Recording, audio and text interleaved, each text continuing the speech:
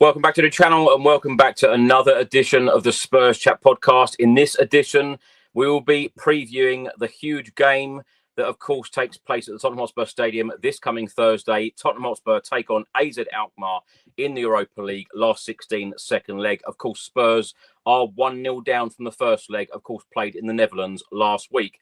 Now, we're live on YouTube, live on X, Facebook and Twitch, so please do get involved. Let us know how you are feeling right now as a Tottenham Hotspur fan, and let us know whether you are feeling confident that Spurs will go through to the quarterfinals to play either Frankfurt or Ajax. Now, we will also be discussing the season ticket prices. The club have announced today that they have been frozen for next season. We will also hear from Ange Postecoglou and goalkeeper Vicario ahead of the AZ game. And we will also hear from a couple of AZ fans giving their views on last week's game and find out how optimistic they are feeling ahead of the second leg on Thursday. Now, as per usual, I've got three very special guests with me. We have got Lee the Dorset Spur back with us. Lee, great to have you here. How are you? Yeah, I'm not too bad, mate. Thanks for having me on. Appreciate it.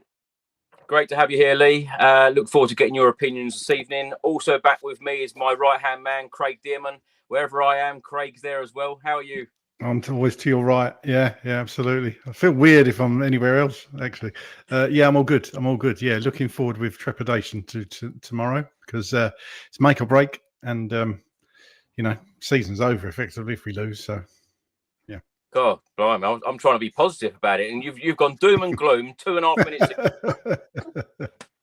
Also back with us is a positive fan all the way from Malta. We've got Melvyn with us. Melvyn, how are you?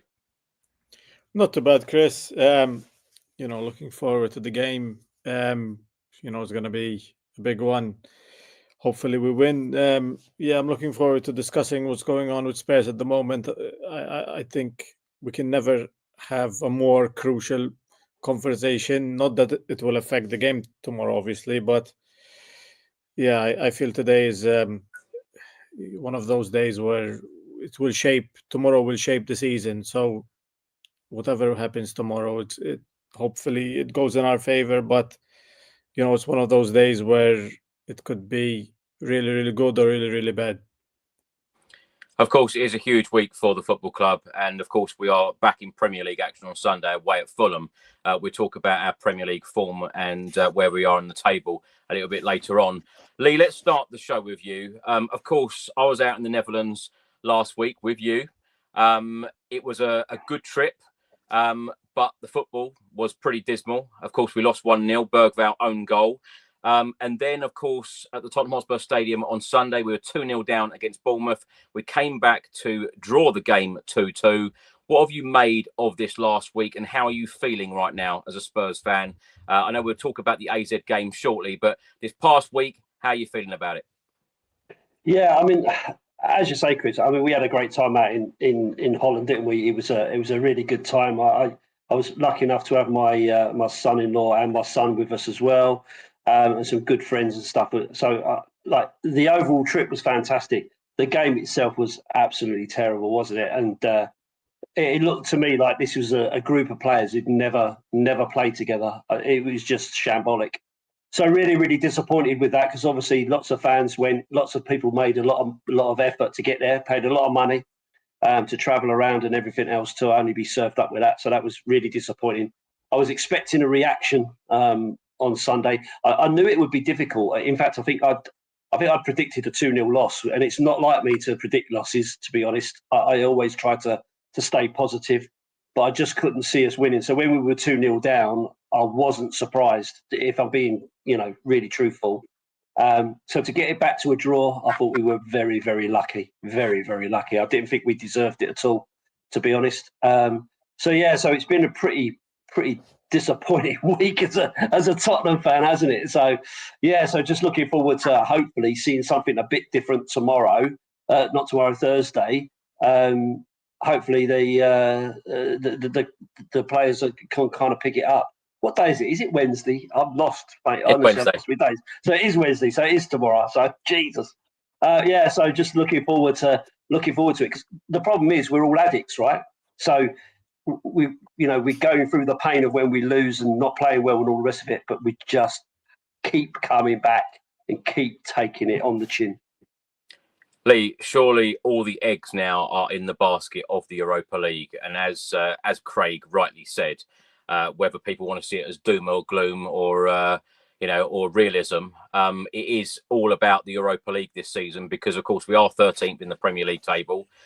Spurs are going to have to go on some one hell of a run to get a European spot come the end of the season via the league. Surely is all eggs in this basket of the Europa League. How far do you think Spurs can go? It's just really impossible, isn't it, to call what's going to happen with Tottenham. That's the problem. I was expecting a decent win out in Alkmaar, and I was just not expecting that at all, that performance. And so you just can't call it. Like on our day, when you look at the players that we've got, the ability they've got, and so on, you think there's an opportunity in here to get all the way to the final. Like you've got that opportunity.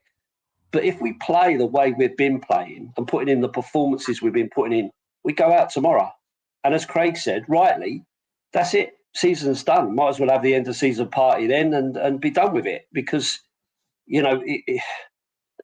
after that, you're not playing for anything. You're playing for pride, if nothing else. Okay, it might take the pressure off, and maybe then you start putting in some decent performances. But it's going to be a very, very difficult conversation going out of the Europa. If that happens tomorrow, it'll be a very difficult conversation about where we go from here. Craig, let's come to you. I know, of course, we did the podcast on Sunday talking about the Bournemouth game, but reflecting on this past week now, of course, you hosted the Spurs Chat podcast last week when we lost 1-0 at AZ. We'll talk about AZ in a little while, but this past week or so, how would you reflect on it? And, thinking about team selection, the way that Ange Postecoglou has managed the team's minutes, these players' minutes, is it good preparation going into this AZ game this past week? It's not it's not ideal, but it was good to see a bit of character Sunday to come back from 2-0 down. Players' minutes have been managed. Obviously, we lost Danzo now for an indefinite period of time, but we got Mickey van der Ven, Romero, and hopefully Ben Davies back as well. And obviously Archie Great and cover there, as we know. So we've got the semblance of a squad coming back together now, and some of our bigger players coming back. So they've just got to step up. They've just got to step up tomorrow and get us through this to the next round. And then the next round's not till April, is it? So, plenty of time to prepare, and hopefully those players get more minutes in their legs, and let's hope for no more injuries. But they've got to put on a show tomorrow. They've got to play with heart. They've got to play with determination, and just get us through by hook or by crook. I don't care how we play tomorrow. I just want to get through, and then worry about the style and everything afterwards. I think it's just a case of getting through this round, like we did in the Champions League, to be honest with you, that season, because those results weren't brilliant. But that cup run kept us going. So I'm just hoping we can do something similar this year. Craig, of course, all week it's been mentioned about the atmosphere, particularly since Sunday. Of course, at half-time, the players were booed off the pitch when we were 1-0 down. We've had a lot of booing under Ange Postecoglou in his tenure at Spurs so far. What do you make of the atmosphere inside the stadium? And because surely the players have got to deliver on the pitch. When the players deliver on the pitch, then of course the fans are happy. It kind of goes hand in hand. But where do you stand on it? I do think it's difficult for the crowd to sing the songs and cheer and everything when you're being dished up something that's below par on the pitch. You're there, everybody pays good money to watch football. I mean, it's expensive to go to a football match now, especially if you want to go with your family. You're not getting much change out of 100, 150 quid if you live local. And the likes of Lee and even Melvyn coming over from Malta, you're spending a small fortune just to watch a game of football. And if you're not being entertained, and you don't feel like the players are, I'm sure a lot of them are trying, but it's just been dire this season, some of the games and some of the performances, and it's just difficult to get behind the team and sing the songs and create that atmosphere. So the players have got to show, in my opinion, the players have got to show the crowd to get the crowd going. I know it's a bit of, you play off each other, really, but it's up to the players to put in the performances, in my opinion, and whether that be a massive tackle going in or somebody goes on a run or something, just to get the crowd off their seats, you know, because we've had just so many little moments like that this season. I mean, when was the last time the Ange song was sung or the Angels song was sung in the stadium? Because I can't remember. It seems like it's ages ago. So yeah, we just need a spark, and hopefully the players can show us that, and the crowd will get behind the players tomorrow night. It's an interesting one, Craig. I was actually thinking earlier, before obviously coming on this podcast, when was the last time that the Spurs away end, or indeed the Spurs stadium, sang Ange Postecoglou's name? And it is quite a time ago.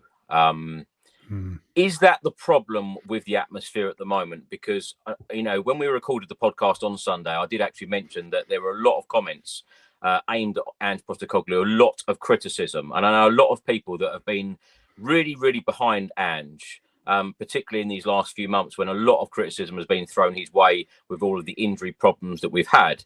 But the positive fans, you know, who are very positive about Ange, a lot of those people have turned. Is that the issue inside the stadium, that some people don't believe what the manager is trying to do?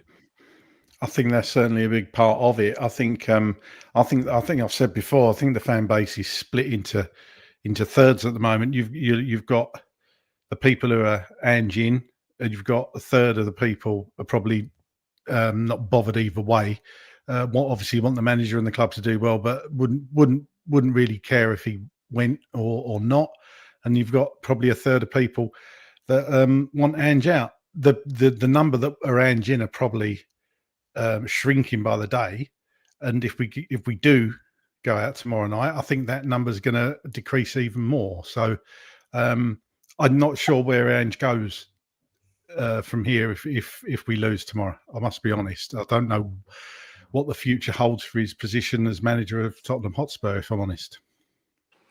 Melvyn, let's get your thoughts on this past week. Of course, losing 1-0 AZ last week in the Netherlands, and the 2-2 draw against Bournemouth at the Tottenham Hotspur Stadium on Sunday. Yeah, it's been a weird, couple of games. You never know which Spurs is going to turn up. Sometimes I feel when the lineup comes out, I say to myself, "Oh, it's a strong lineup," and then the game starts and it's not what I expect. I think I still expect the Tottenham of the summer. You know, when we we didn't beat many teams, have we? But we did play nice attacking football. You know, fast and energetic, and you just think these players are playing with a bit of fear in their mind, fear of injuries, fear of losing, maybe the pressure. Weirdly enough, it's the young players that are shining at the moment, because they're the ones playing without fear, without pressure, and it doesn't make sense, because it should be the established players, the ones that are pulling us through this bad moment. With Bournemouth game, the 2-2 in a way flattered us, because I didn't expect us to get back into the game. We were perhaps maybe lucky with the goals. I don't know. I think a win tomorrow would certainly give us the good vibes back, which is something that we need. I think the fans are really desperate for the win, but especially the team needs it. Postecoglou needs the good times to come back. The positive energy. I think the team feeds off it, and when it's good, it makes the team a lot better. In a sense, when there's positive energy, positive vibes in the stadium, good atmosphere, and when we go on a winning streak, we can keep it going. But it takes us. It's difficult, and when it's bad, it just keeps getting worse and worse and worse. So a win against AZ, which is on paper, I mean, we should be beating them. We really should be beating them. We should have the quality. It's sad to be in this position. I don't think we expected our football club to be this bad this season. I certainly didn't in the summer. I thought we would be a lot stronger. We would be more. Postecoglou said we would be more.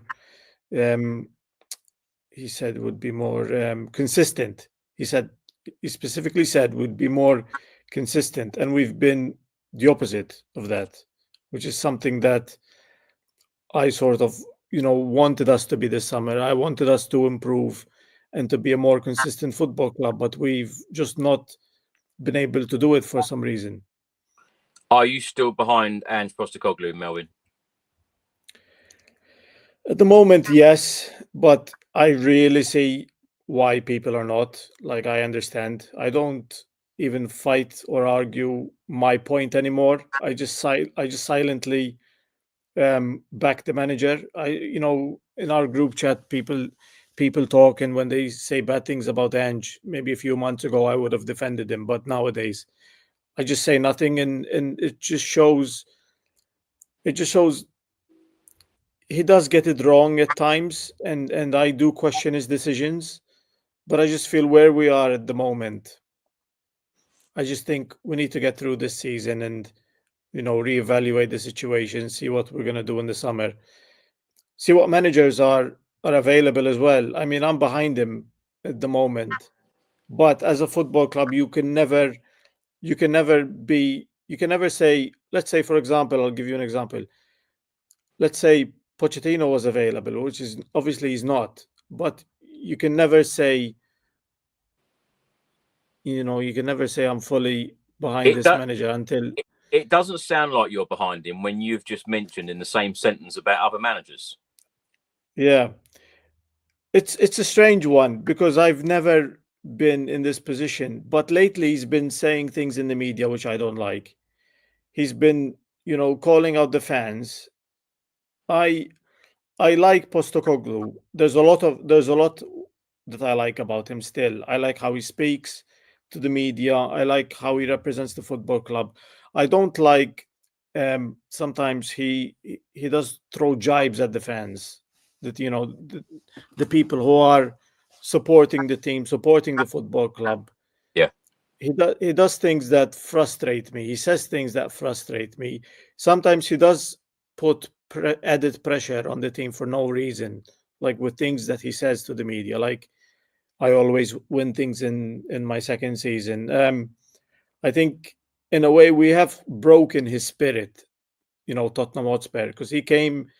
If you think when he came last year, he had this energy, this belief in himself, and over time we've broken this belief, and I think he's had to change and adapt to the situation that he's in, and it's not easy.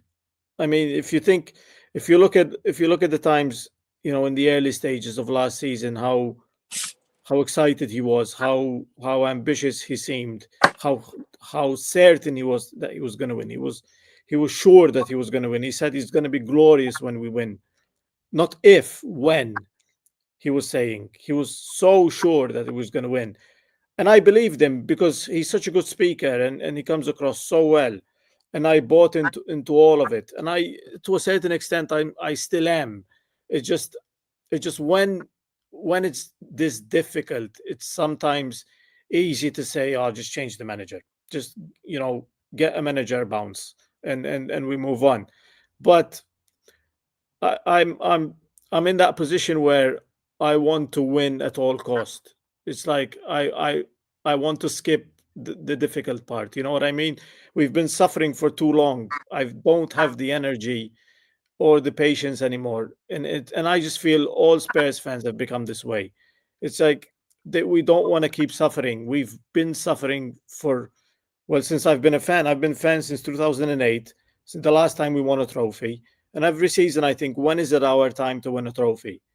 And it was the stadium was going to be a game changer, and now it just feels that one thing after another. It's just disappointment after another, and it just, with the manager, I'm sick of defending him or trying to stick up for him. I just don't have the energy for it. So if they sack him, they sack him. If they don't, I'm fully behind him. But what I want is what's best for my football club. So if sacking him for another manager that's better, I'm behind it. But if we stay with Postecoglou, I will back him, until the day he's sacked. I backed Conte, I backed Jose, I backed Nuno. I never say I want the manager to be sacked or replaced. But till the day, until we're here and we're talking about he's being linked and he's a world-class manager, I'm still behind Postecoglou and I'm gonna back him. But I just don't have the energy to be Ange out. I want him out. He needs to go. I just don't have the energy for it. I want to support the project, and that's it. Lee, before we talk about the season ticket prices, TalkSport yesterday stated that Bournemouth are trying to tie down Andoni Iraola to a new contract because there is interest from Spurs and Real Madrid in his services for next season. Of course, he has done a fantastic job at Bournemouth. They play some terrific football, and where they are gunning for a European place. If Spurs were to replace Ange Postecoglou, would he be your man? It's a really difficult one, right? Because, like Melvyn has just touched on, we're in this merry-go-round and we break managers. We have good managers come, great managers come, like Mourinho, great manager, won everything, Conte, and we've broken both of those. I honestly don't know who could come in and actually do whatever needs to be done to make this club successful. But in terms of the football style that Iraola's playing and the job that he's done at Bournemouth, you can't fault it. I think he's done a fantastic job. And I can fully understand why they want to tie him down, because if Real Madrid come knocking, that's going to be a difficult one for him to turn down. If Tottenham come knocking, is that going to be the thing for him? Is he going to go, oh yeah, I'll go and have a go there at a team that's struggling in mid-table, no European football next season potentially, and all the rest of it, or stay at Bournemouth, playing in the Europa League or whatever, with the full backing of my owner and so on and so forth. So I don't think, unless money really, really talks, and if it does, then is that the right reason to come to Tottenham? I think that's one of the things I liked about Postecoglou when he came, is that he wanted to be there. He wanted to be our manager and he wanted to make the club successful from top to bottom. And that's what I liked when he first came. But I'm in the same boat as Melvyn. I'll support him until he's gone. But if he goes, he goes. I'm just like, if he goes, he goes. Bring on the next victim and let's see how quickly we can break them. So, yeah, it's a pretty difficult conversation, I think. Yeah. And there's so many different ways you can go on it. And you could probably talk about this forever. We could probably talk about a manager situation for probably a 2-hour podcast, to be fair. Well, in all honesty, I didn't expect to be talking about possible replacements of managers on this preview show, because it is such a huge game for the football club and Postecoglou on Thursday. But before we talk about the AZ game, Lee, of course, you are a season ticket holder at the Tottenham Hotspur Stadium. Now, earlier today, the club announced that, or they have confirmed that, no increase on either season ticket or match ticket prices across both our men's and women's teams for the 2025-2026 season. Pleased? Surprised? Pleased, yeah, because obviously that means I haven't got to fork out extra, a couple of £100 that I don't need to. So yeah, pleased for that. I guess I am a little bit surprised, because we are still in the Europa League, and potentially we could have European football next season and so on and so forth. So I wouldn't have been surprised if they put the prices up. But given the momentum of people kind of calling out the club and calling out the hierarchy, protests happening and so on, I think it would be ill-advised for them to put the prices up. You've obviously got the cost of living crisis and all that kind of stuff to think about as well. So, there's a lot for the club to consider, but it wouldn't have surprised me if they put it up, because they're blasé, they do what they want, and we're addicts, so we're going to pay it anyway. But I'm happy that I'm not going to have to fork out even more money than I'm already doing. Craig, do you want to talk us through all of the news today regarding the season tickets for next season? Yeah, let's just actually put it on screen from Tottenham. This is the hopefully everyone can see that. I'll read it out for the listeners on audio. This is about season ticket renewal information for next season. Pricing. We have conducted a formal consultation process with our fan advisory board and Tottenham Hotspur Supporters Trust that has been ongoing since September 24, and we can confirm there will be no increase in either season ticket or match ticket prices across both our men's and women's teams for the 25-26 season. Renewal information. Men's team season ticket renewals for 25-26 season will open at 10 a.m. on Monday, 17th of March, and remain open until the end of the current season. Deadline to complete payment and retain your seat for next season is 5 p.m. Tuesday, the 27th of May. So that's just after the end of the season, which actually, Chris, you'd know more than me. They've actually done these before the end of the season before, haven't they? They have. That's quite late. Just skipping through that, senior concessions.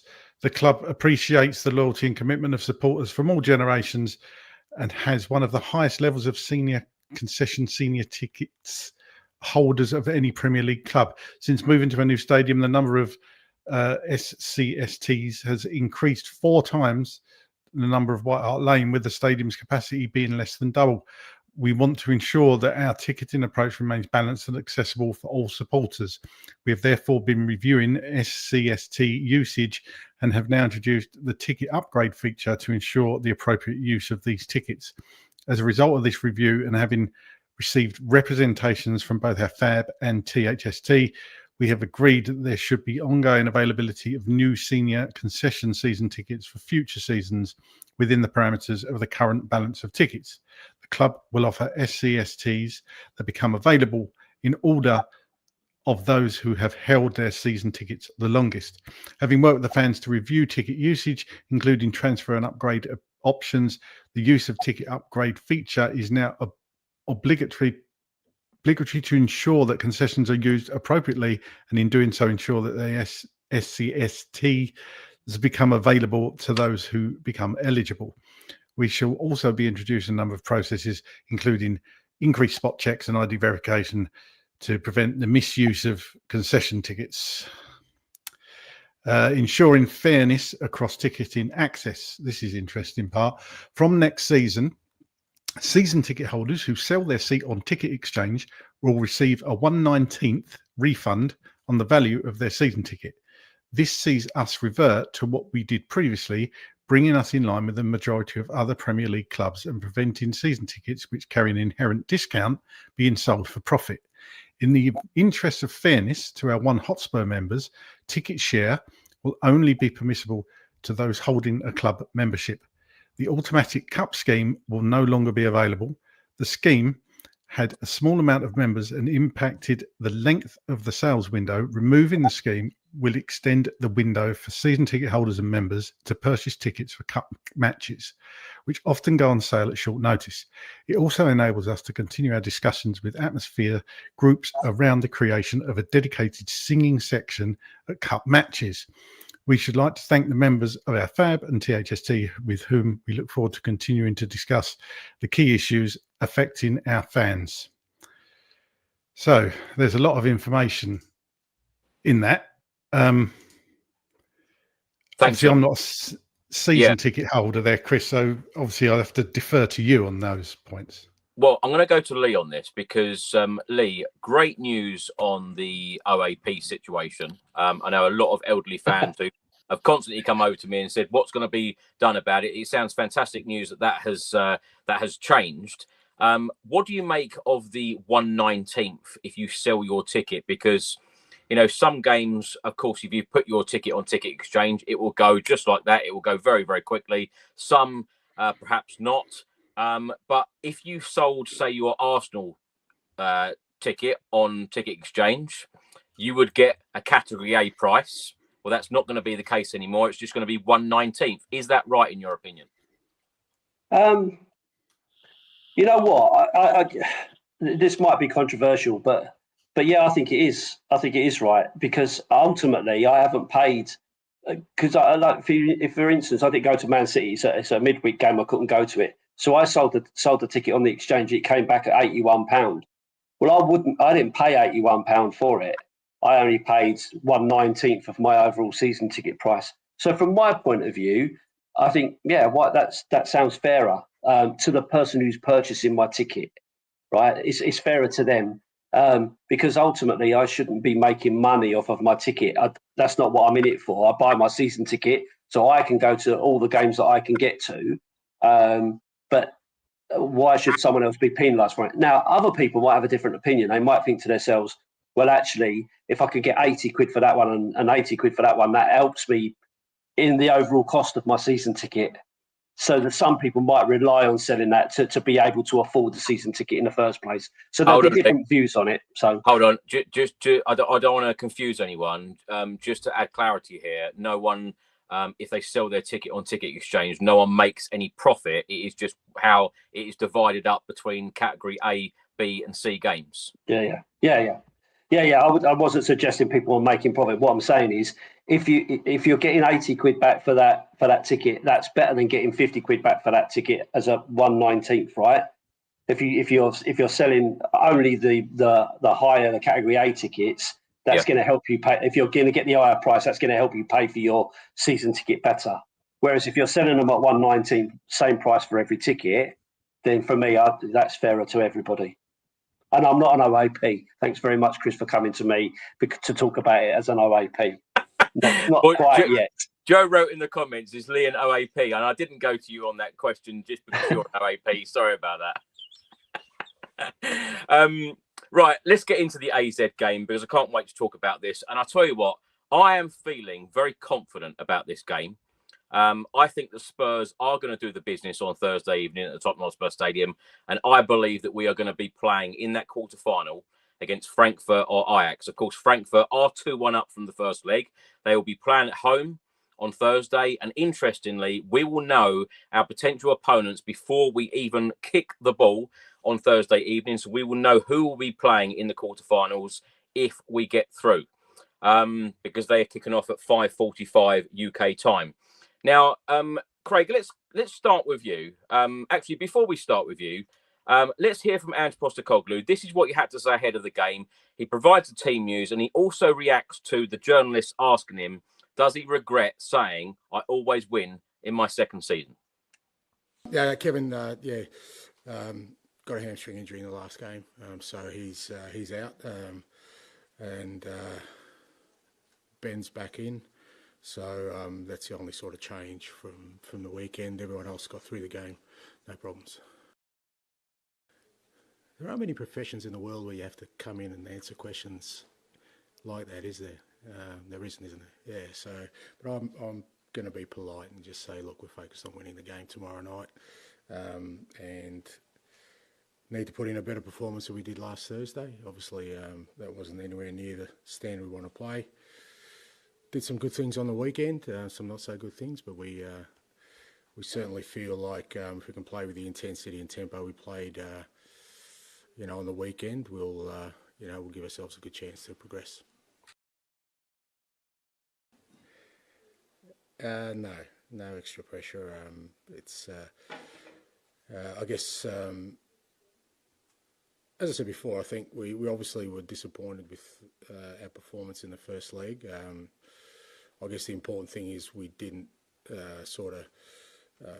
make the tie sort of impossible for us to get back into. It's still very tight. Obviously, they've got the goal advantage, but again, being at home and, like I said, if we can play with the intensity and tempo we played on the weekend, then I think we have an opportunity to progress. And should we progress, then we'll obviously going to have another big challenge the next round. But right now, the key focus is to put in a really strong performance at home tomorrow night, and then we'll go from there. My view has always been when you ask the question, you answer it. And, I wasn't making anything up. I was asked a question.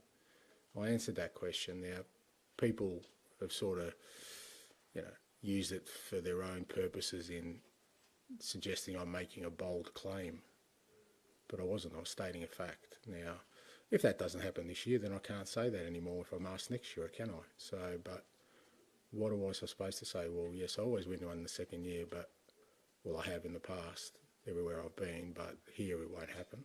Is that what people want us to hear? Or I don't have an issue with that. I mean, I think, like I said, people can twist these things and use them, and you know what? Maybe we defy all the odds and I do win something. You know what people will say? Oh, you know, wasn't it great that he made such a bold claim? And you know, people just use it the way they want to, depending on the circumstances. I'll always answer things the way I feel comfortable in answering them. I'm really comfortable. I'm proud of the fact that, you know, wherever I've been, I've won things. I think that's something that I wouldn't be sitting here if I didn't. Whether I win something in my second year here, then time will tell. Craig, let's get your reaction to Andrew's comments there. Of course, he took part in the press conference earlier today at Hotspur away ahead of this game against AZ at Alkmaar. Was it wrong for him to come out and say, I always win in my second season?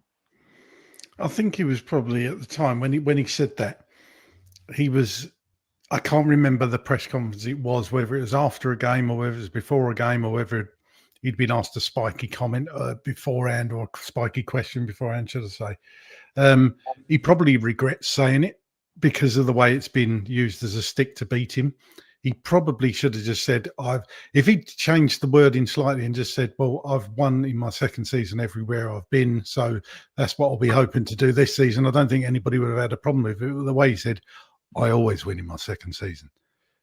That's kind of set him up for a fall, hasn't it? So he probably regrets saying it because people have taken that Spurs are going to win something, and then we've got to go and win it for him not to look like a bit of a fool when people keep battering him over the head with it. But I don't think he meant it the way it's come across. And like I say, he probably regrets saying it. We all said that about Jose Mourinho, though, as fans, didn't we? He's won everywhere he's gone. Yeah. And Conte, to be fair, you know, I remember when we did a clip show. You asked for clips from people, and we put it out when Conte was appointed.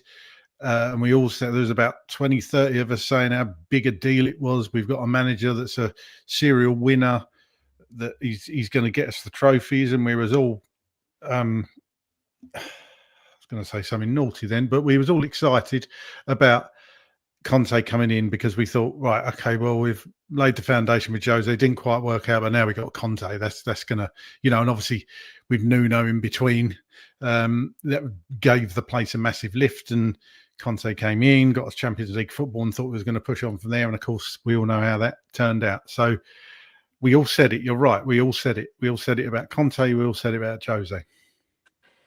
Craig, I'm going to pull up some stats now. Tottenham Hotspur have won 4 of their last 5 home European matches against Dutch teams, losing the other 1-0 against Ajax back in April 2019 in the Champions League.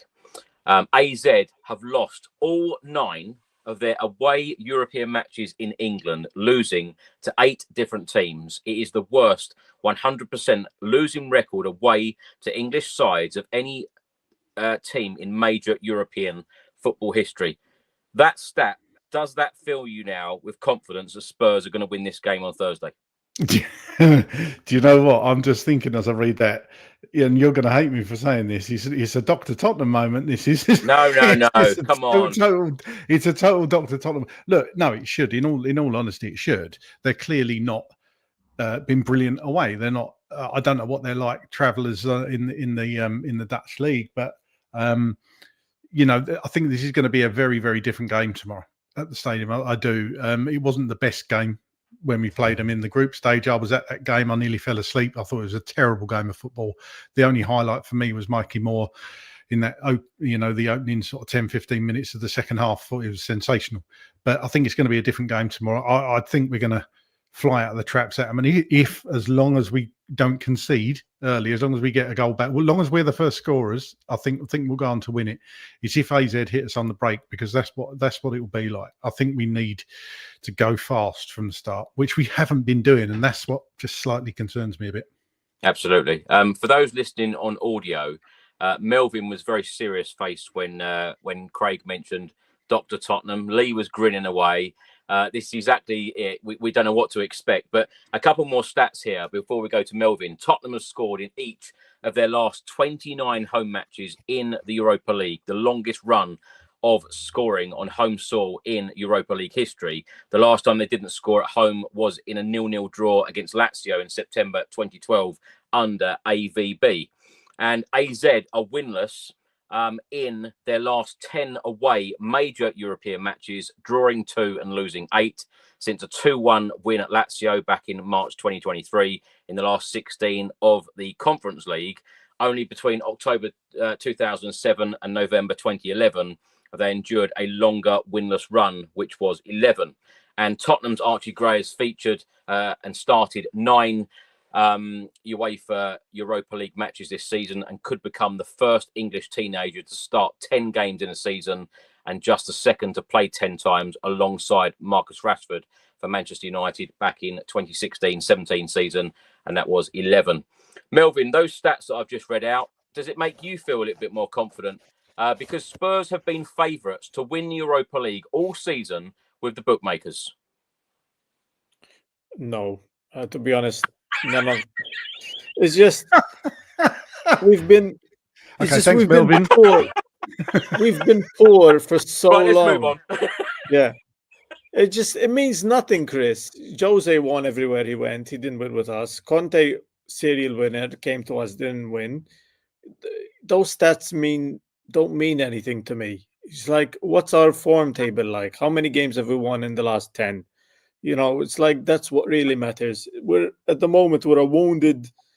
If we were a wounded animal, you would kill us. You would kill the animal. You know, if you saw how Spurs were at the moment. Melvyn, do you know? I think this is the third preview show on a row where one of the guests said to me, "These stats don't mean anything. Should I just give up these preview shows?" Give up the stuff, Chris. You're just putting the mockers on it. You put up that stuff there. That just made me think we're definitely going to lose now. We're definitely going to, because you've said Brilliant. it. But give up the stats. We're winning this game, Lee. We are winning this game. I'm telling you. You giving me those stats is like Craig the other day asking me about Heung-min Son's free kick routine. Like I was the one that took it. I don't know. I don't know if you caught that during the podcast. He asked me, "He's like, what do you make of the corner, the free kick routine that they took?" I said, "I didn't take it. Why are you asking me?" No, I asked you what were they trying to do, and you said, "I don't know." Yeah. Didn't I say to you something like, well, "That's why you're on a podcast"? What were they trying to do? And it was really funny because I don't know, but none of us knew. Let's be fair. Yeah, the stats don't really give me confidence because we're not the same team that produced those stats. We're a totally different football team. It's not like we have the same players that produce those stats. We're a whole new team. It's laughable when you bring on stats from like 10, 15 years ago or however long they were. 2012, I think one of the stats were. None of the players that played then play now, so it's not really. It's like Postecoglou saying the assist is the most useless stat. It's that kind of thing. So does it put me am I more confident or less confident? I think the last 10 games don't give me confidence. Will we win under the lights on a Thursday with the atmosphere, with the team? I hope so. I think so. We'll see. We'll see. I don't know. I'm really nervous for this game. I haven't been this nervous. I think only a London derby makes me this nervous, but I'm really nervous for tomorrow. I just fear the worst. I think over the years, this is what Tottenham does to you. You know, on paper, we should be beating them 4-5-0. And you think, oh, just AZ, you know, we should have done that anyway. But if we win 2-0, I'd be delighted. You know, it's just. Lee, they made it very, very tough for us earlier on in the season when we beat them only 1-0. Of course, Richarlison scored that penalty in the group stage. And it wasn't an easy game last week. But do those stats fill you with any confidence? Well, I hate it every time you put them stats up. Like literally, you put them up, and it just makes like I'm feeling confident, and then you put all them stats up, and I'm like, yeah, Doctor Tottenham's in the house.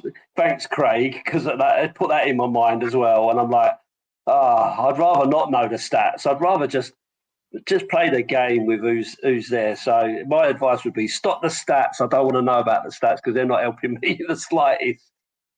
Okay. Must try harder. Must fill this these preview shows up with a little bit more information rather than stats. Okay, I get the point. Let's hear now from an AZ fan, Neil from AZ Alerts. This is what he made of the game last week, and he is feeling pretty optimistic about Thursday's game. Hi, I'm Neil, and with the AZ podcast, AZ Alerts, the Dutch podcast and social media platform about everything surrounding the club AZ. I was here last week as well to do my pre-match preview, and I will do so again for the upcoming match this Thursday, the second leg. In this little talk, I will discuss our hopes and feelings about the upcoming match, but also about how I feel about the last leg. So let's dive into that. I think every AZ fan was a bit surprised but relieved that we won the first game. I think we showed a very, very good individual. I think we showed a lot of individual qualities, and we were actually better on the pitch than Tottenham was. I have to say, and I also think every Tottenham fan agrees with that, is that Tottenham wasn't that well compared to AZ.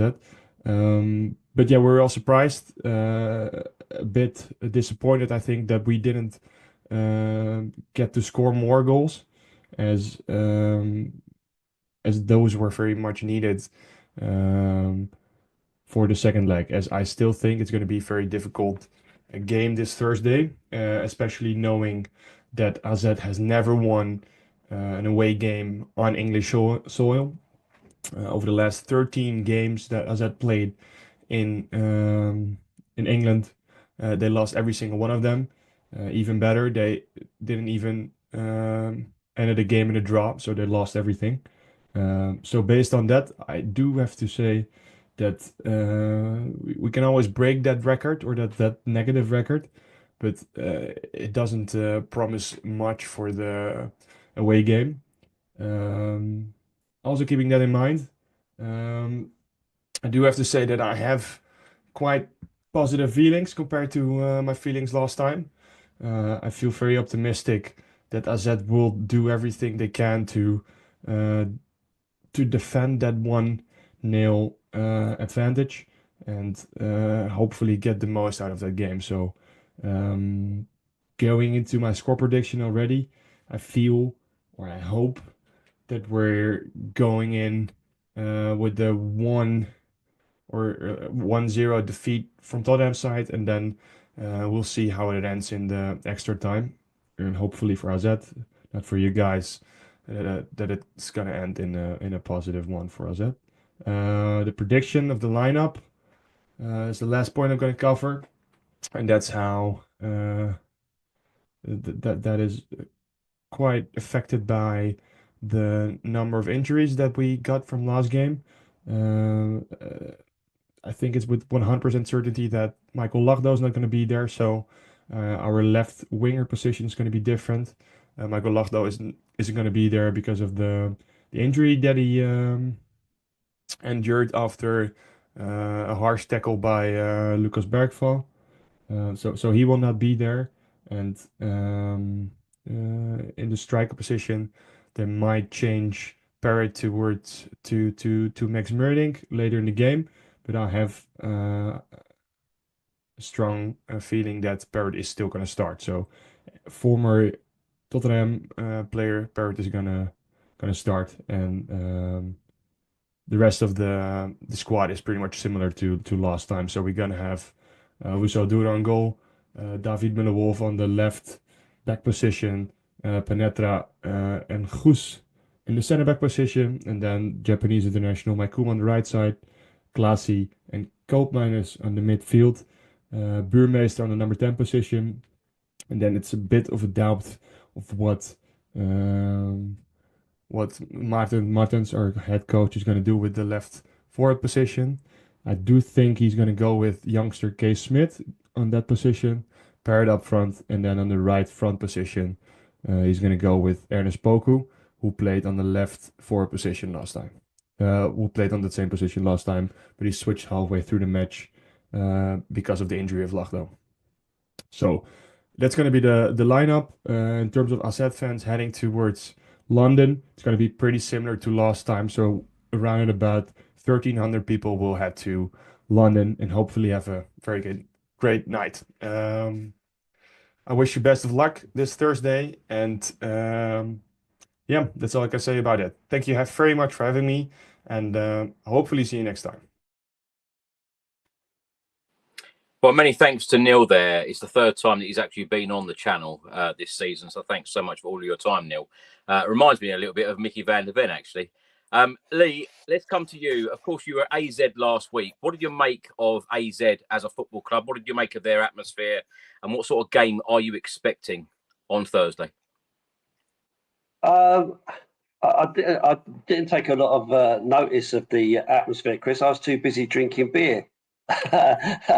No, to be fair, I thought it was pretty good. I do love the European away games because I think you get stuff that you won't see in this country. So if you remember, they were playing some kind of Dutch song or whatever it was, and they were all doing something with their scarves and all the rest of it, which looked pretty good because it was literally the whole stadium. So I thought the atmosphere from that point of view was pretty good.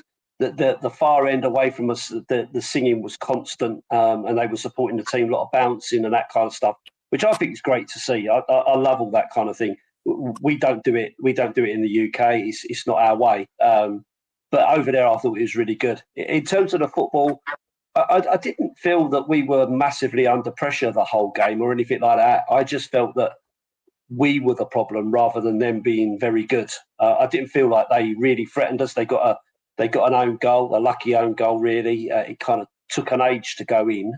But I just didn't think that we turned up.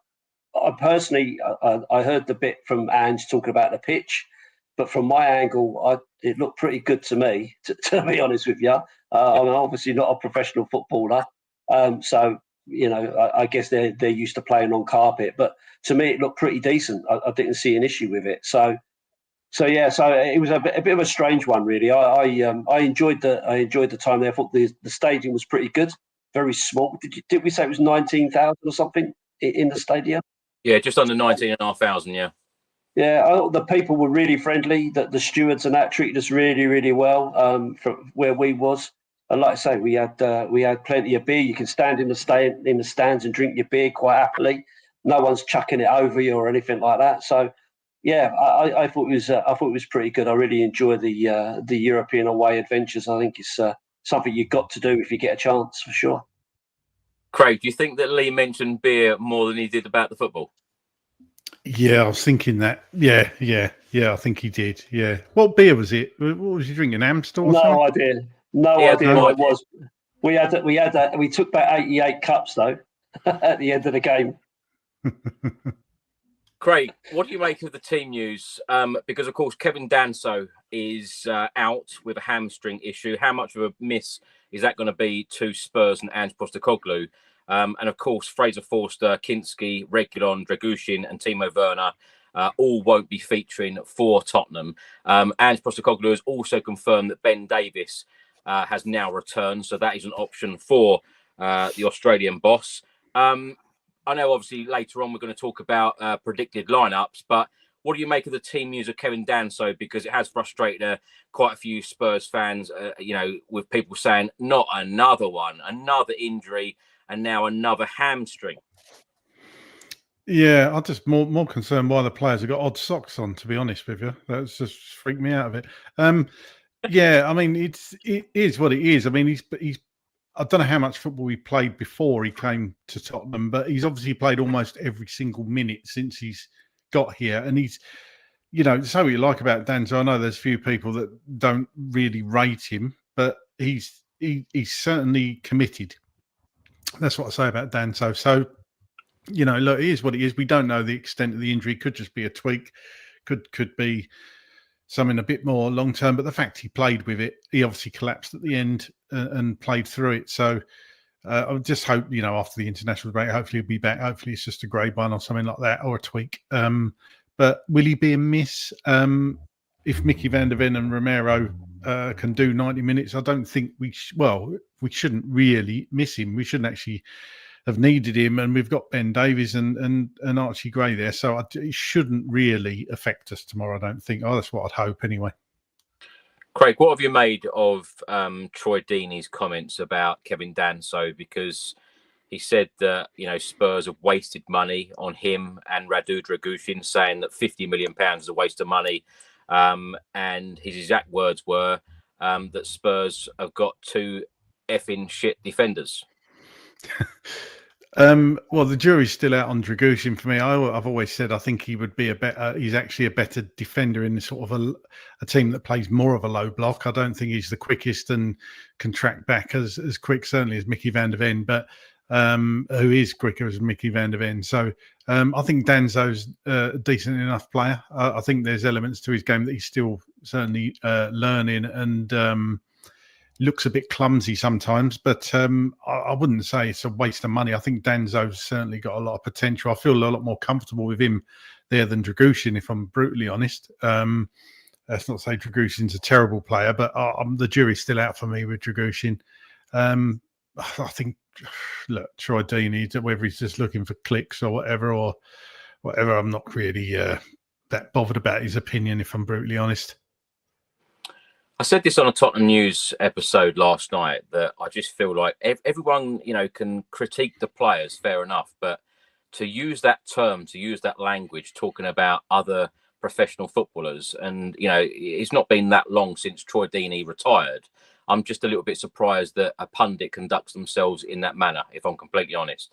But I feel like we've given Troy Deeney enough minutes on this channel so far in the last 24 hours. Melvyn, let's come to you. Before we come to you, I'm going to take a clip now from Spurs goalkeeper Vicario. Of course, he had a press conference earlier at Hotspur Way, and he answered the question, how do the players feel about this game on Thursday? Hi, this game's being billed as win or bust, but how do you as players feel, and how are you dealing with the extra pressure that comes with this?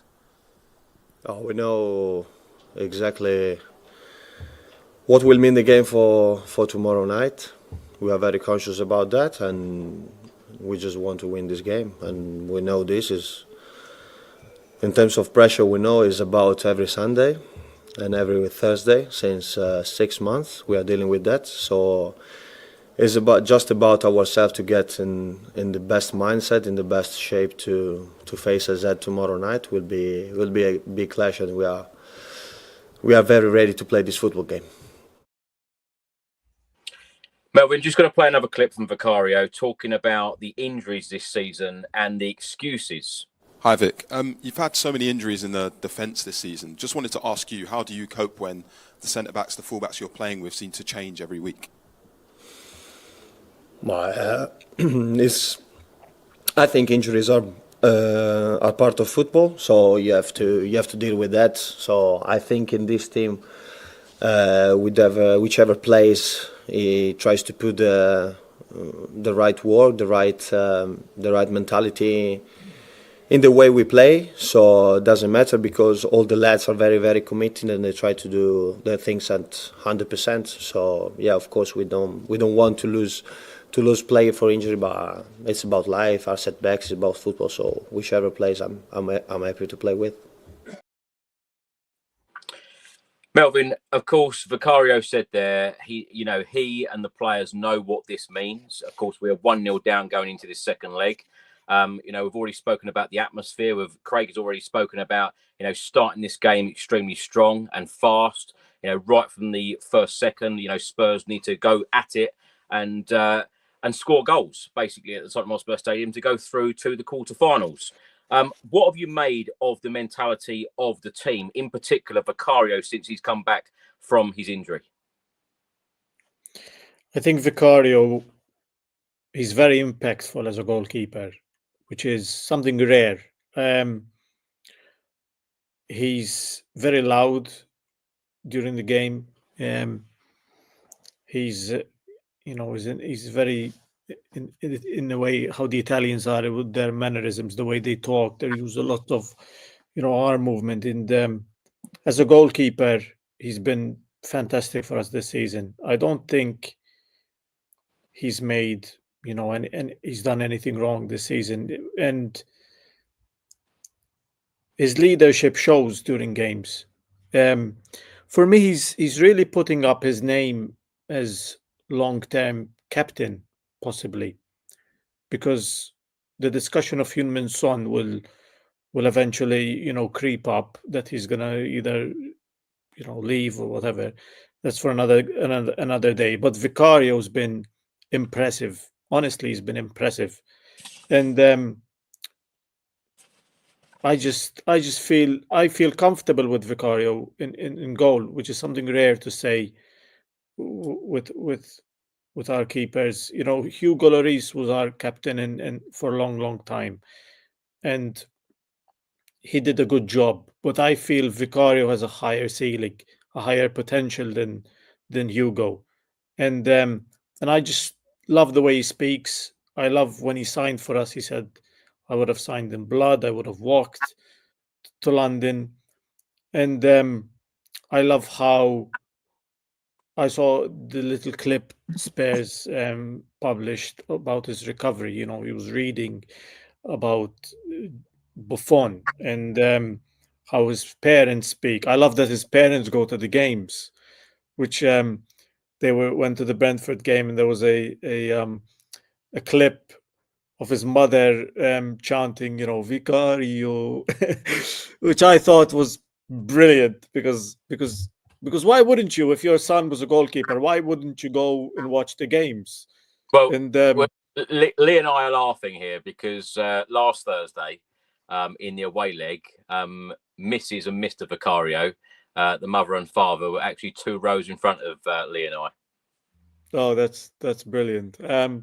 Yeah, it's just why wouldn't you go if your son was playing for a major football team? It's like, good on them, good for them. Such a brilliant moment and a nice family. And you could see the way he speaks. He was at home with his parents. They were cooking his recovery, and he's been impactful for us. And if he wasn't in net for the Bournemouth game, it would have been 3-4, 5-0. And Yeah. Vicario often keeps us in the conversation, saves us the win, or saves us a point, or saves it from being embarrassing at times. And I'm happy with him in net. And I remember I went to see the game live, and I love to go close to the pitch. And I was trying to get his attention, and Vicario wouldn't turn around. And he was so laser-eyed focused during the warm-up. He wouldn't turn around. And I said this on the podcast. This was for the Liverpool game when we won 2-1 last season. And he was laser-focused. He wouldn't turn around. And I was not screaming, but I was trying to get his attention just to, for him to look back and wave or something. And the level of focus the guy had and determination during the warm-up, I was like, I'm convinced this is our goalkeeper. We are in safe hands. He convinced me that on that day. I was convinced this is a proper goalkeeper. And when we signed him, and people were saying, "Oh, this is the cheap option. Why didn't we go for Raya?" And the turnaround, the fans. I personally love him. I think he's great. And there's a very, very strong argument for him to be captain, and I would be happy with that decision. And we'll see what's going to happen tomorrow. I don't think he's going to be that busy tomorrow. You never know. Could go to penalties, which we've not seen, I believe. Have we seen Vicario in a penalty shootout? I think so. No. I think the one opportunity we had to see him in a penalty shootout was given to Fraser Foster, I believe, Fulham, in the Carabao Cup last season, which was the game, because I would have loved to see what he does in a penalty shootout. And if we stay long enough in this competition, we might. And he might be, the kind of goalkeeper to get you through, because he's tall, he gets well. We've not seen him. Has he saved the penalty for us? I don't believe so. I don't remember. No. Yeah, No. I don't think so. But keep an eye out for him on penalties, because I've been told by a Roma fan, he said he's quite good with penalties, Vicario. Yeah. Well, let's hope that no fans from Malta are shouting his name and he turns around. No. Lee, before we come to you, we're going to hear from Vicario again, talking about possibly winning the Europa League and the trophy drought at Spurs. Vic, there's been a lot of talk about the manager always wins a trophy in his second season wherever he's worked before, but it isn't the bigger picture and the bigger challenge for you as players that Tottenham haven't won a trophy for 17 years, and it's time you put a stop to that record, isn't it? Yeah, of course we'll try. We'll try. We have a big opportunity in the Europa League, but of course we'll start from tomorrow. Trying to get through the game of tomorrow will be a tough one, we know, and then we'll see. Of course, we'll try to win every game of football, and then we'll see at the end of the season what we can achieve. Lee, when I started YouTube, I used to say Spurs haven't won a trophy for 10 years, and then it was 11, then it was 12, and now it's 17. 17 years. It's crazy, isn't it? It is. It's quite astounding, really. But then over the course of time, you have to look at all of those trophies that have been won. The majority of those trophies have gone to the same teams time and time and time again. No one's bantering Newcastle or any of these other clubs that are supposedly big clubs.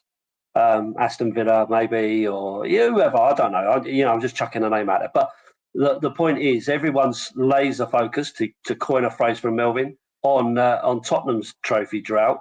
Maybe they should just be looking at other clubs as well, because certain clubs have dominated every competition for years now, certainly since the Premier League. You get an odd exception where, Leicester will win the league, Blackburn won the league, but like outside of that, it's been the same teams continuously.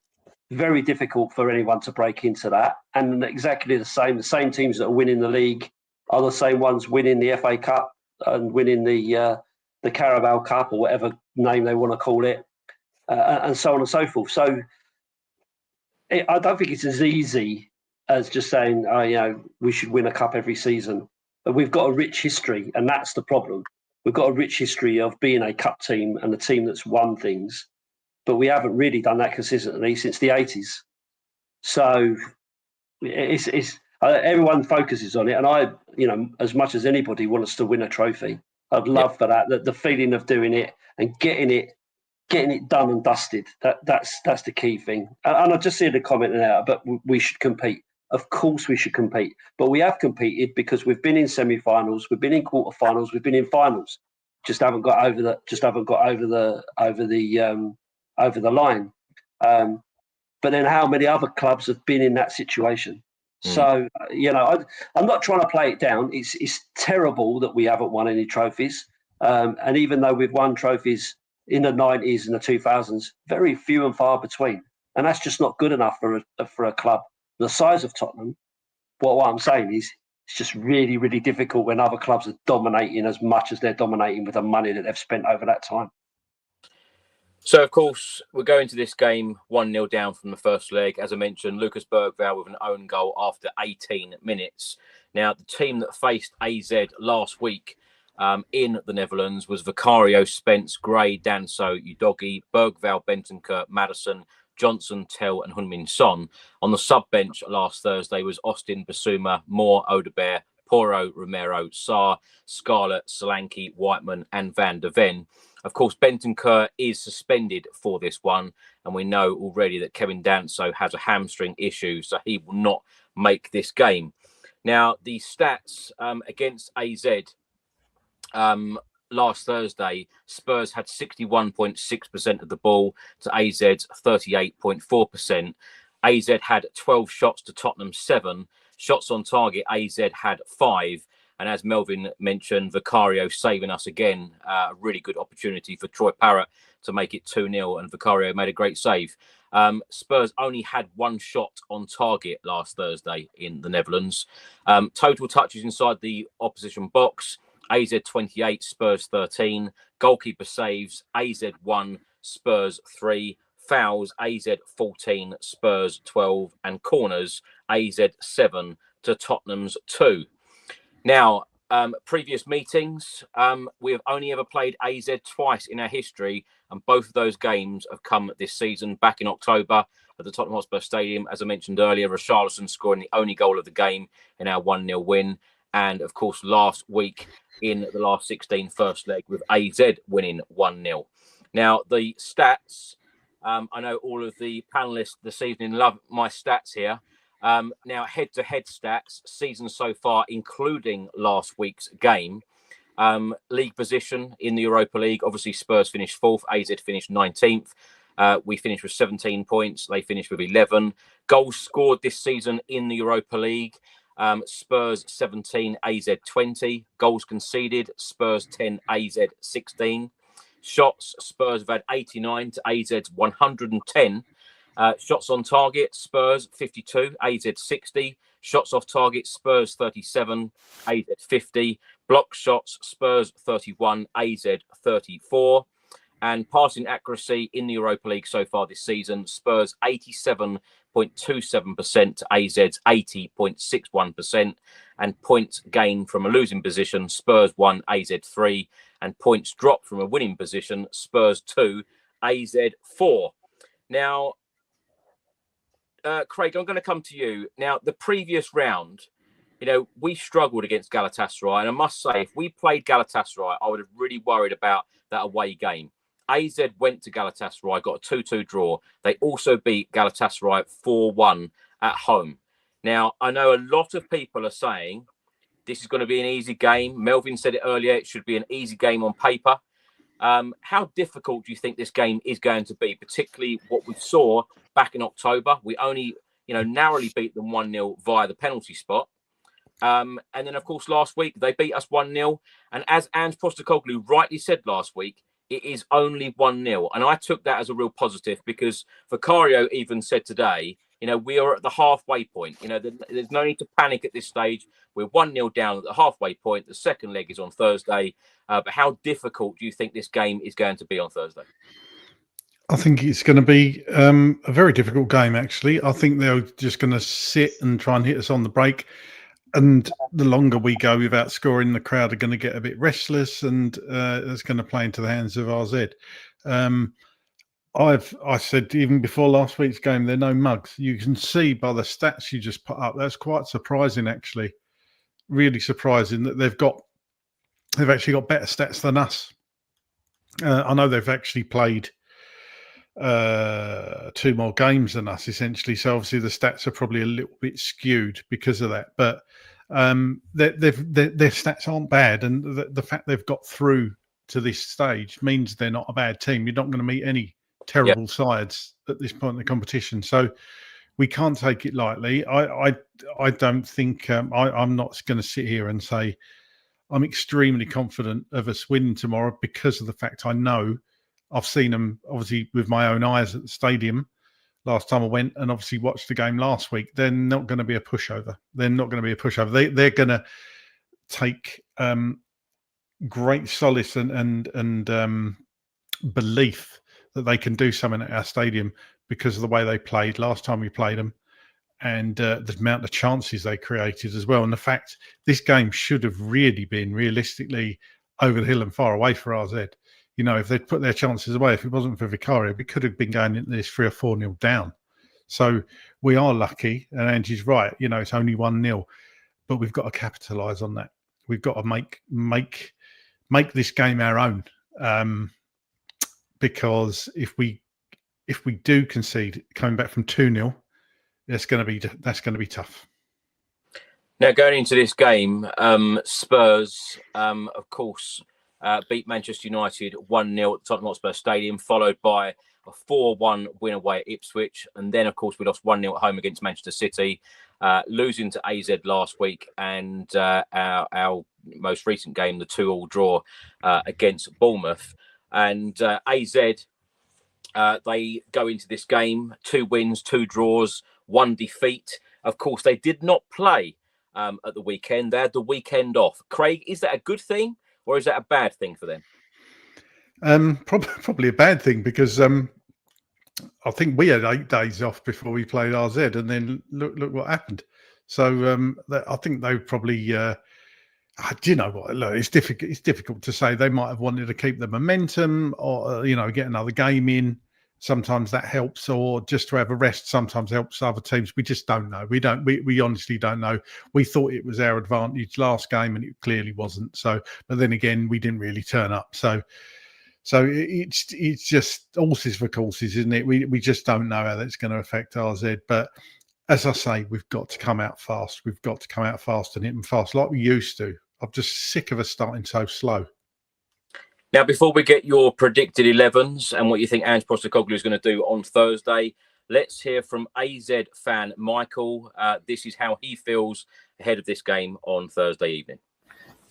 Hello, Chris, and everyone that's watching the show. I'm Michael Statham, and I'm an editor of Football Oranje, which is the biggest Dutch football website, outlet, YouTube channel of Dutch football in the English language. So I'm looking forward to another game between RZ and Tottenham. They meet again, and I've really enjoyed the 1-0 win, of course, for RZ last week. Sorry. If I'm going to have a Dutch team, RZ are my team, and I've watched them a fair bit again this season, and the way they've developed and come on so much. That's how you can really notice that difference between the time when RZ played the Spurs the first time this season, and then when they beat them last Thursday. Just a difference with the confidence levels and the ability on the pitch. They're realising their potential, and the young players are really stepping up. So how do I see this one going then?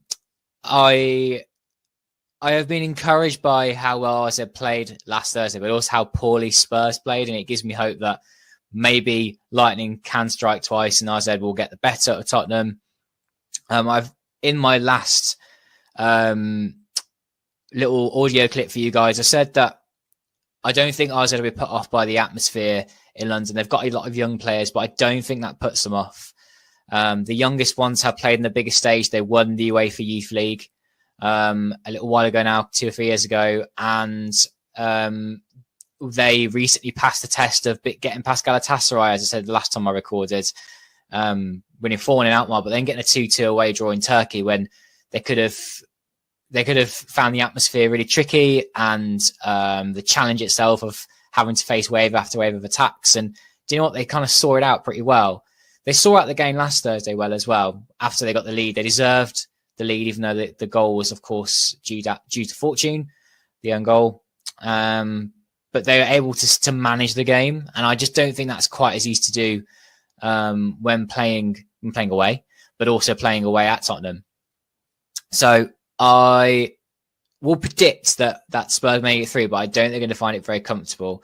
I think there'll be something like a penalty or red card or something that might just go against RZ and maybe make it difficult for them on the evening, or an injury, say, to a key player. I'm not sure yet, but that's where I'm kind of vibing anyway, where it might go. I think that the starting 11 will hardly have changed unless RZ can get a player back from injury or two. Because they didn't play at the weekends, there's no new news, if that makes sense. I think they just need to go again with what they've got. Playing the counter-attack, Poku's pace will be important there. Parrott's potency in front of goal will be important too. And I don't know, I think that the defence, again, will have a lot to do, but they'll manage a lot of it. I don't think they're going to get rolled over by Spurs. I don't think it's going to be 3 or 4-0. Say that now, it probably could be. But yeah, I just don't think that will happen. I think if Spurs are going to win, they're going to have to try and score early, really try and attack RZ. So the game's in their control, if that makes sense. It's late in the game. RZ are going to have to put on pressure and something to pick off on the counter-attack.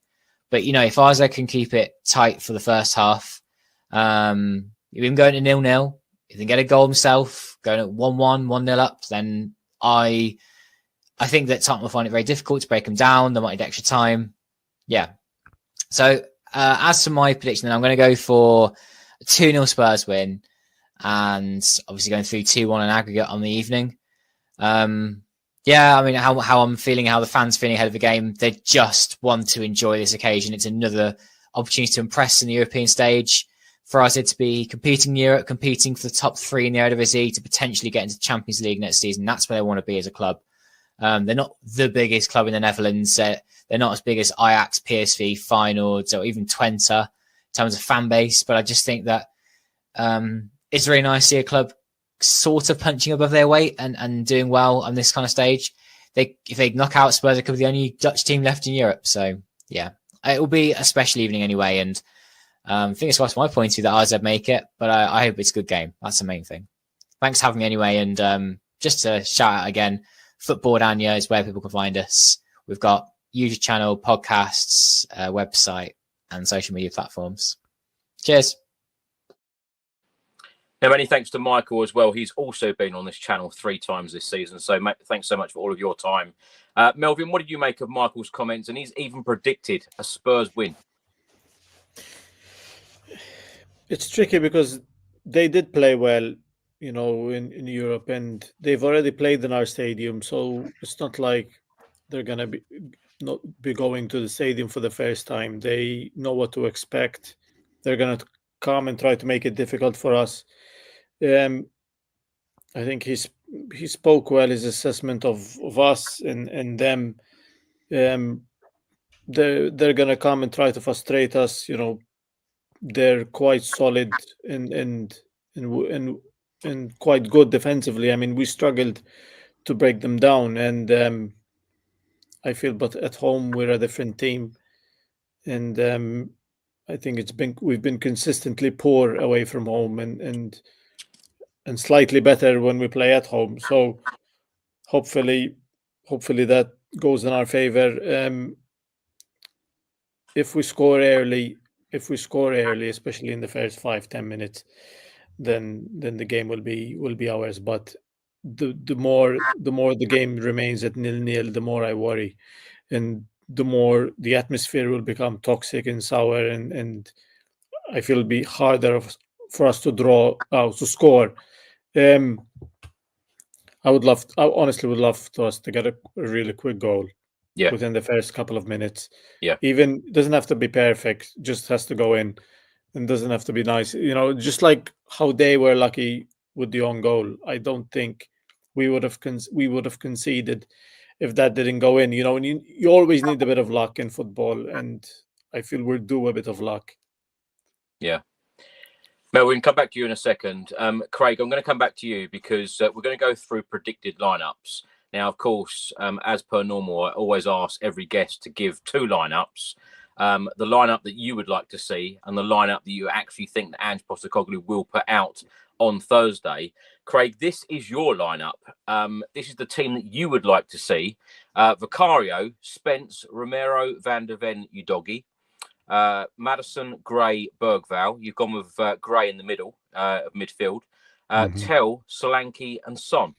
Do you want to talk us through this lineup and why you'd like to see this 11? Well, Vicario speaks for himself. Obviously, the only change really to our, what you would say, as original back four, strongest back four, is Spence in for Porro, mainly because I don't think Porro's performances have been excellent the last few games, and I think Spence deserves a place in the team, so that's why I've gone with Spence. It was really you could almost swap Spence to the left and drop Udogie and bring in Porro. I mean, it could have been one or the other, but I've gone with Spence because I think he deserves to be in the team, although I think some of Spence's best performances have come at left back, which is weird. So yeah, it could be, it's like 50-50 out how I go with that. I've just gone with that. Maddison, Gray, and Bergvall in the midfield. That's what I would like to see, as you say. I just think Archie Gray in a 6. That's his best position, we're told. The only thing is he's obviously not played ever Spurs. Is this too big of a game just to throw him in? But hey, I think he's been ultimately one of our better players this season. Bergvall, I think, is a shoe-in anyway because he's been superb. Maddison, I do think we need the creativity in there, so that's why I've put him in. I think Son starts on the left. I think we need Sonny, the captain, tomorrow. Solanke up front, I think, almost picks himself. And really, for me, it was a choice between Odegaard and Tell. And I went for Tell because Odegaard played the weekend. He was okay, But I think I'd like to see him on the right. So gone for him. I was thinking Mikey more, but Tell really for me. I think that's the lineup I'll go with. Craig, I'm going to ask you a really obvious question here, which will probably give me a very obvious answer. Solanke, Romero, Van de Ven, of course, they make us a very, very different team in terms of quality, don't they, with those three? But also, that I wanted your opinion on is the fact that you've put Spence, Gray and Bergvall. I just feel now as a Spurs fan, with those three taking their opportunities this season, Spence, Gray, Bergvall have been absolutely superb. How can you ever leave these three out? Yeah, absolutely. I mean, Gray's obviously been left out, but then again, he has played a lot of football, but he seems to be like the Energizer Bunny. Bergvall's played a lot lately. But it's great. Look, you always talk about players taking their chances, and those three have absolutely took their chances. And Bergvall had a dodgy moment last week with the own goal, a bit rash, but he's a young player and he's still learning. I think you need to give him a lot more leeway, I think he's been one of our best centre midfielders, if not the best, if you discount Kulusevski, who's obviously played on the wing as well. Bergvall, great. Gray, superb. And Spence has probably been one of our best players over the last couple of months, to be honest. Right, Craig, this is the lineup that you think Ange Postecoglou will put out. Vicario, Spence, Romero, Van de Ven, Udogie, Maddison, Sarr, Bergvall, Tell, Solanke and Son. Why do you think that Sarr will come in for Ange? I just probably think he won't risk putting Archie Gray as his first game at such an important game, albeit the most important game of our season, you could argue. I think he's probably going to go with tried and tested. I did think he might even go with Bissouma, but I don't want to see Bissouma play tomorrow. I don't think he's been very good. If he's out the two, I'd have Sarr in there. If he's not putting Archie Gray, and as you say, the rest of the team is as was the previous version that you put up, my 11. So yeah, that's what I think Angie's going to go with. Craig, many people have said in the past about they believe that Heung-min Son at the moment is better off the bench. Some people have said that about Brennan Johnson, the impact player off the bench. We've seen this with James Maddison recently as well. Is that probably the best position for him at the moment to come on and make that real impact? No, I don't think so. I think in a big game like this, you want your captain, you want Son playing. That's my opinion. He was good when he came on last week or the weekend. So look, I just think we need Son to start tomorrow and lead us to victory. He's our captain. Sorry, yes, Maddison, I meant. Oh, Maddison. Sorry. Tough one. If Kulusevski was there, I'd say you've got to start Kulusevski over Maddison at the moment. Maddison did make a difference when he came on, absolutely. But I just think we need that creativity in there tomorrow. You can't go with a non. I said before, when you asked me about the lineup at the weekend, I said I was worried when that lineup came out because there was no creativity. And that's exactly what we got. We didn't get any creativity in that first half. So you've got to go with Maddison tomorrow, in my humble opinion. Yeah. Can I just say as well, thanks to Ronnie for putting this up. I've mentioned about the socks. The socks, the players across our men's and women's teams today were colourful, mismatched socks during training in support of Down syndrome awareness. So that's really good. And thanks for bringing that to our attention because it's raised my awareness. Thank you. Melvyn, let's come to you. Let's get your predicted 11, the 11 that you would like to see and the 11 that you think Ange Postecoglou will go with. Just gonna open it quick. Right, so I've gone with Vicario in goal. Jet Spence right back, Christian Romero, Mickey Van de Ven, Destiny Udogie as our back line. I think with the players we have available, that's probably our best. In midfield, I would personally go Lucas Bergvall, James Maddison, and Pape Sarr. Maddison often this season, when he plays well, we end up winning. When he doesn't, we struggle. If we had Kulusevski, honestly, I would play Kulusevski instead. I can see a shout for Bissouma playing there as well for me, Bissouma's not a bad player. Well, at the moment, he's not in good form, but early in the season, he was good. And I think against lesser opposition, he could be, not too bad. My front line, I've gone for, on the right, Wilson Odobert, Dominic Solanke, and Hyun-Min-Son on the left. I just think Johnson, I don't know, might be better player off the bench. Johnson doesn't play well versus teams that have a low block. He needs space, and Odobert is better, at creating than Johnson. So I'll play him on the right. I think Ange will go for Vicario in goal. Jet Spence right back, Christian Romero, Mickey van de Ven, Destiny Udogie. So the same. Lucas Bergvall, James Maddison, and I think he will start Yves Bissouma. I just think Bissouma can be useful at times when he plays. When we play big teams, I think Bissouma struggles. But versus teams, he has the energy, he has the he can dribble past players, and I think he can do that role. And if we play Ange ball and at his fullest, and we press a team, in their half, and we play a high line, which I think we're capable of doing at home, Bissouma can be useful. It depends what tactic Ange ends up doing. And the front three, I think Ange will go for Brendan Johnson on the right, Dominic Solanke, and Hyun-Min-Son. I think Johnson's been effective this season. He's scored, many goals. It's the only thing he can do at this moment is score goals. It's the one thing he does. He doesn't do much else. So that's Ange Postecoglou's team. Lee, it's fair to say that we've had a very strong bench these last couple of games. What is your predicted 11? What would you like to see Ange Postecoglou do on Thursday? So I've got proper old school, got a pen and paper and wrote it down. Look, see, professional. I wouldn't expect anything different. So I'm pretty much in line with everybody, with the other guys, right? But so in my predicted lineup, what I would want to see, Vicario in goal, Spence, Romero, Van de Ven, Udogie. I think we're all pretty much agreed with that. In the midfield, I'll probably go with Maddison, Bergvall, and Sarr. I would love to see Gray. I would love to see Gray in there, but I just think, as Craig implied, he's not played there for us. Although I think you could play him in goalkeeper, and I think he'd do a great job. And up the front three, I would go with Son, Solanke, and I'm going to throw a curveball in and say I would play Porro. Now, the only reason why I say that is because Porro is probably the only player that I've seen cross a ball. And Solanke is starved of any kind of service.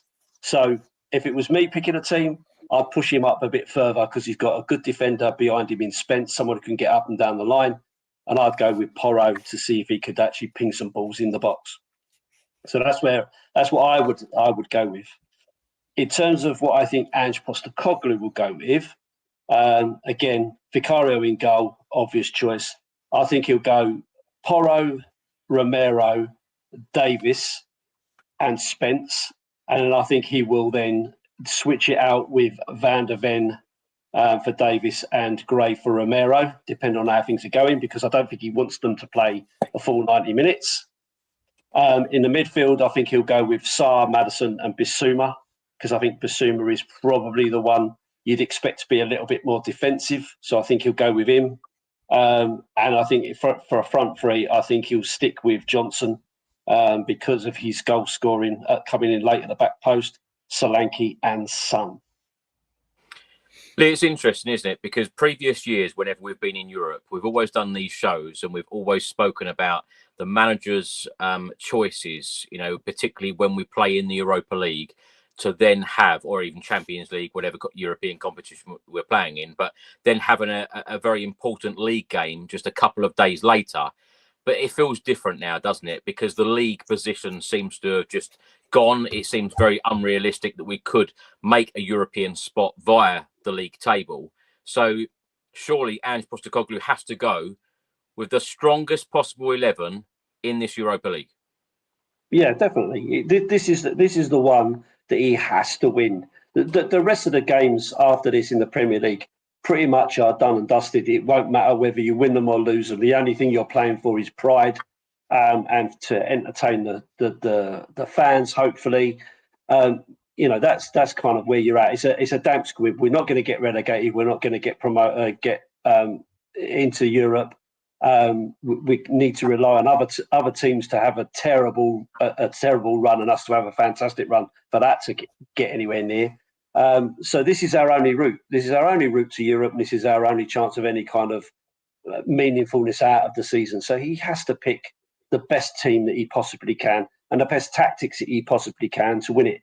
Fortunately, he's got some decent footballers in there, and with our 3 different options around what we would put in as a starting 11, that gives him the option to switch that around. So whereas previously, where we've had so many injuries, he's kind of gone, well, I can't change it because I've got no one to bring on. Now he does. He hasn't got that excuse. So if he puts Maddison in and Maddison's not performing, he can switch him out with Bergvall if Bergvall's on the bench, for instance. Do you see what I mean? So for me, it's all, to coin a phrase, shit or bust. Yeah, absolutely. And I feel like I should ask this, although I'm being very positive about, I think we will go through to the next round. But Lee, if we did not progress in this competition and Spurs went out on Thursday, would you expect Ange Postecoglou to leave the football club? I personally don't think he'll leave the football club until the summer. I think they'll see it through to the end of the season. We're so close to the end of the season anyway. It's pointless trying to change it and do anything with that. I think basically they'll get to the end of the season and then they'll reevaluate. But I think they're going to do that anyway. I think at this point we've had such a terrible season. Going out of Europe would be the icing on the cake. No European football again next season. I think they'd have to have a rethink then. But I don't think they'll get rid of him after the game. I don't think we'll wake up Friday and see him gone, if I'm honest. But looking at it the other way, Lee, how many times have we had conversations like this, even on the podcast over recent years, where a lot of guests have come on and said, oh, I'd rather be mid-table if we won a trophy?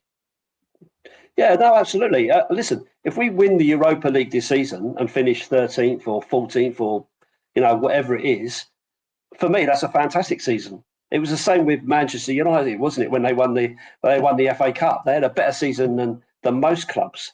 They had a better season than Arsenal. Arsenal only came second. They won nothing. So, ultimately, it's about winning trophies, isn't it? That's what we want. So I'd take it, and I've also said I'd take not winning a trophy and not doing particularly well, as long as you can see progression in terms of the quality of football, the quality of players coming in, and the rest of it. But unfortunately, that's just not happened. We're not seeing that either. So, unless if we go out here and then we start to put together some amazing kind of football and we start seeing progression and we start seeing players really playing and showing what they could be, then I think he's done and dusted. I've just got a last few questions, very quick answers if you can. Craig, looking at the 8 ties here of the last 16, which of course all take place on Thursday. 4 of them kick off 5:45 UK time, and 4 of them kick off 8 p.m. UK time. Of course, Spurs do kick off at the later time of 8. The teams left in the Europa League, who do you fear if Spurs do go through? We know that we will play Frankfurt or Ajax. What teams do you think are really strong, to perhaps win this competition?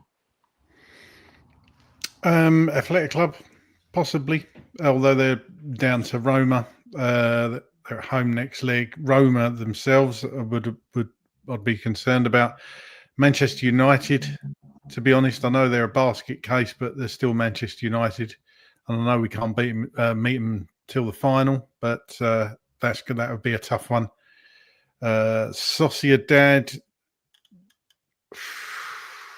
possibly, but I think Manchester United are actually going to get past them. Fenerbahce would be interesting, but it looks like they're going to be going out to Rangers. So there's a few teams there. There's a few other teams that I probably feel. Having said that, Leon, dark horse for me. There's some good teams left. You don't get to this stage without beating or coming up against good teams. So whoever we play, if we get through, whether it's Ajax or Frankfurt, and then, you know, one game at a time. But if we do get through and it happens to be Frankfurt, it's going to be a tough game. Ajax, going to be a tough game. Bring back memories of that 2019 Champions League, and especially the fact the second leg is away from home as well. That would be that would bring back some memories. Absolutely. Melvyn, who do you fear? I feel Lazio, to be honest. That's one of the tie that really, one of the team that really scares me. Obviously, they finished top, I believe, of the group. Frankfurt and Ajax will be difficult. Manchester United, weirdly enough, I would be confident. We've already beaten them 3 times this season, and they have quite a few players out till the end of the season. I wouldn't mind. I would take them in the final if it was handed to me right now. But you know, Fenerbahce with Jose would be interesting as well. Roma are always strong in Europe. They've been consistent in the last 4 or 5 seasons, and even though they were struggling at the time when we faced them, they've now put on a winning streak and are back in the top 4. So they're doing quite well in Italy, Roma, and even though they were struggling when they faced us, they're doing quite well now. So they're one to look out for as well. Lee, lastly, with you, who do you fear? And if Spurs were to go through to the next round, who would you like to play, Ajax or Frankfurt? I know we didn't vlog it last week, but we had a great boat trip round Amsterdam last week. I know we didn't vlog it because it was such a disappointing result. No one would probably watch it. Yeah, to answer the first question, I pretty much fear all of them, if I'm honest, because I think anyone can beat anyone. But obviously, you've still got some big clubs in there. You know, your Frankfurts, Ajax, even though it's not over there. You know, Lazio, I think, is always a difficult one. Man United, you know, you could just see that. Could you beat them 3 times and then lose the most important one? So, like for me, I just think anyone can beat anyone. So I'm not going to be too disrespectful to any of the teams there. I'll just take it one game at a time. We're just interested in winning tomorrow, and then worry about it after that. In terms of going back, I think I'd quite like to go back to Ajax because I know my way around there now. So I know not to get a taxi from the airport, that I can get a train, and you know I know what the airport's like. I know what gate I'm going to go home. So I'm quite sort of, and I know where to get a nice curry. So you know, I'd quite like to go back there. Yeah, it was a good curry actually. Yeah, it was. Yeah. Now, last question for you all. Obviously, we've been talking about the Europa League. We are back in Premier League action on Sunday, and I just wanted to say, whatever happens on Thursday, do you guys think there is any possible chance of Spurs qualifying for a European place via the Premier League? Because currently Spurs are 13th in the table. We have 34 points from 28 games. Now, what is good about Spurs in the league competition at the moment is our goal difference. We have a goal difference of plus 14. The teams above us, Brentford, Crystal Palace and Fulham.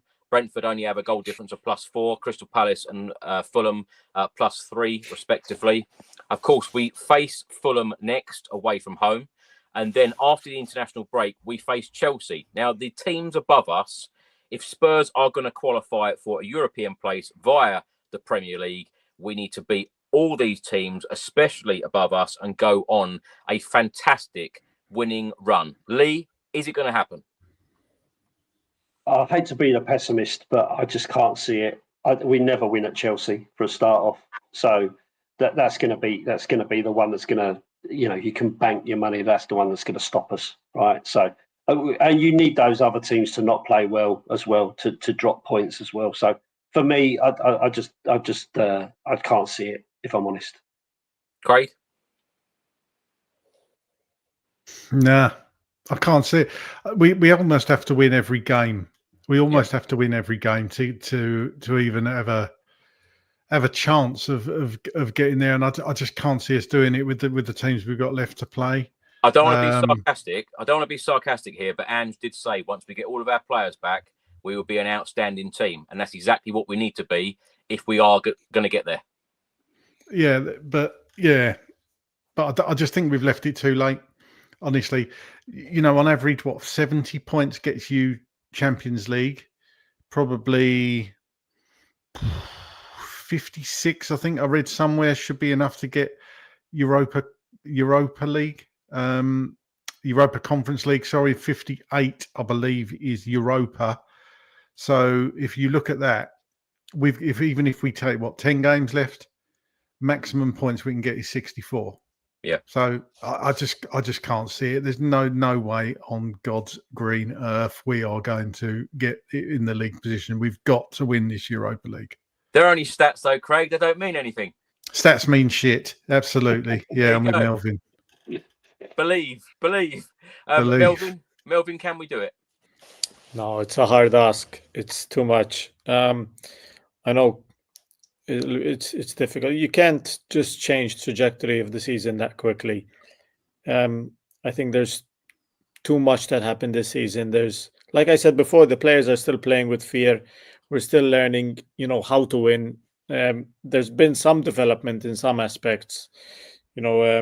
Bergvall's improved, Archie Gray's improved, but it's not good enough. And I don't think we're capable of doing the type of run that we need to. Right, very last question for you. Score predictions. I'm going to go for a 3-1 Spurs win on Thursday evening. Spurs 3, AZ Alkmaar 1. We go through to the quarterfinals 3-2 on aggregate, and we will play either Frankfurt or Ajax. And if I'm going to predict that one, I think that we're going to end up playing Frankfurt. And I went there a couple of years ago when we played them in the Champions League. It was 0-0. The thing I remember most about that is I just run the London Marathon, and we went there 2 days later, and I could hardly walk around that stadium. And I think it was the preview show that we did. Some of the guys on there said it's going to be a 0-0 draw, and I said I'm never going there for a 0-0 draw. And of course, that is exactly what happened.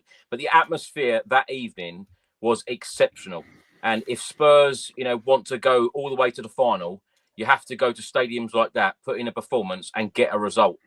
And that is exactly what we haven't seen in some of these away games. So we need to up our game if we are going to go all the way to the final. But that is my prediction, 3-1 on the night.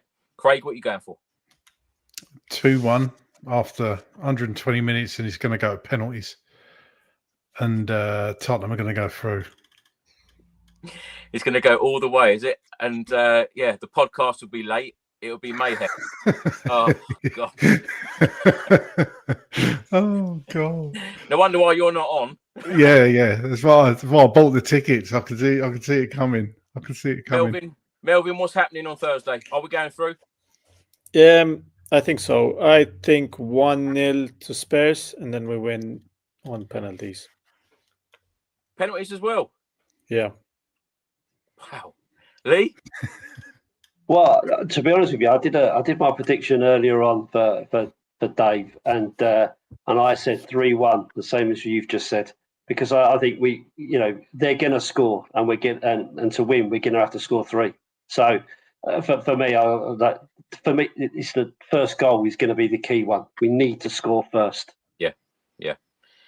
Well, the positive side over here, the pessimist side over here, penalty. Oh my God, I don't want penalties. No way. And Melvin's already spoken about Vicario with penalties. So I hope you haven't jinxed it. And so sorry for all the stats, everyone.